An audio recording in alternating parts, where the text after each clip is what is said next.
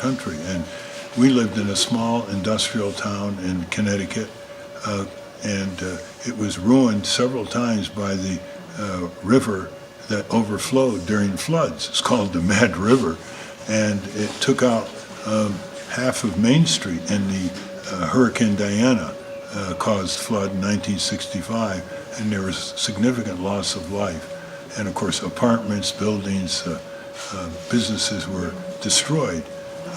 And my mother said enough is enough. She'd been through about 3 of these floods in that town, and she learned that Senator Prescott Bush was coming to campaign through Winston on his way around the state of Connecticut. He's the grandfather of George W. Bush, and he had a reception, and she went to it and stood in line until she got up to him, and she shook his hand. They were all shaking hands and leaving.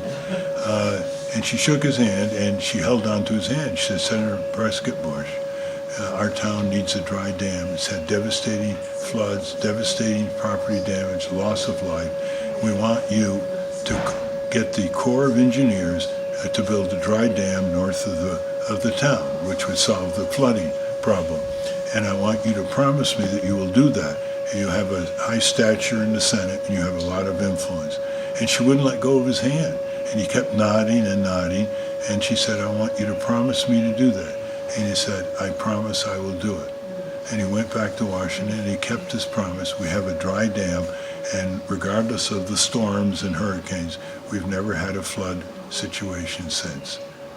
So my mother's recommendation to people is when you meet politicians, instead of just engaging in niceties, how are you and how have you been, and just shake hands and not talk about politics, grab the politician's hand, tell that politician what you want, and don't let go of that hand until he responds or she responds.